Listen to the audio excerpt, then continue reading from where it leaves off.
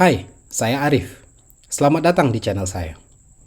Dukung channel ini dengan subscribe, like, dan share. Aktifkan juga tombol notifikasi agar Anda tetap up to date dengan materi-materi yang sudah kami persiapkan. Bagi Anda yang mempelajari atau terjun langsung ke dalam bisnis, tentu sering mendengar terminologi corporate strategi dan bisnis strategi.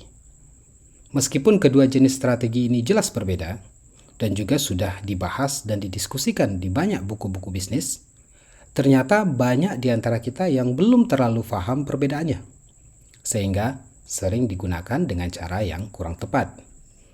Nah, pada video kali ini kita akan lihat perbedaan antara kedua jenis strategi tersebut, bagaimana kedua konsep ini digunakan dalam bisnis beserta contoh-contohnya. Istilah corporate pada dasarnya digunakan untuk merujuk kepada perusahaan atau usaha yang menaungi beberapa bisnis. Mereka mengelola lebih dari satu perusahaan, yang mana antar satu dengan yang lainnya merupakan entitas yang berbeda, menawarkan produk dan jasa yang berbeda, punya struktur masing-masing, dan juga punya CEO sendiri-sendiri. Perusahaan-perusahaan yang berada di bawah korporasi dapat disebut sebagai SBU atau Strategic Business Unit. Korporasi dapat dijumpai dalam berbagai istilah seperti multi-business company, group, holdings, atau corporate. Jadi, pada dasarnya corporate strategi terkait dengan bagaimana induk usaha atau corporate parent mengelola berbagai SBU yang berada di bawah naungannya agar nilai corporate bertumbuh. Ada sangat banyak contoh corporate di Indonesia. Kita ambil yang populer saja, seperti Telkom. Telkom adalah perusahaan BUMN, berbentuk corporate karena perusahaan ini menaungi banyak perusahaan yang menjalankan bisnis berbeda antara satu dengan yang lainnya. Contohnya, bisnis yang dikelola Telkom ada Telkomsel, ada Telkommetra, ada Telkomsat atau Telkom Satelit Indonesia, ada PT Infrastruktur Telekomunikasi Indonesia, ada Daya Mitra Telekomunikasi, dan banyak lagi. Perusahaan yang ada di bawah korporasi ini bisa bergerak pada sektor industri yang sama atau bisa juga pada industri yang berbeda. Kalau tadi contohnya ada Telkom Group yang memiliki banyak perusahaan dan hampir semuanya terkait dengan sektor teknologi, ada juga korporasi yang komposisi perusahaannya di berbagai sektor yang berbeda seperti Astra Group. Astra, seperti yang kita ketahui, bergerak di bidang otomotif. Namun, perusahaan Astra juga ada yang bergerak di sektor jasa keuangan, sektor konstruksi, agribisnis, infrastruktur dan logistik, teknologi informasi, bahkan properti. Telkom dan Astra, kedua corporate ini memiliki tujuan untuk mengoptimalkan kinerja perusahaan-perusahaan di bawah naungannya agar memberikan nilai tambah yang optimal bagi induk usaha atau corporate.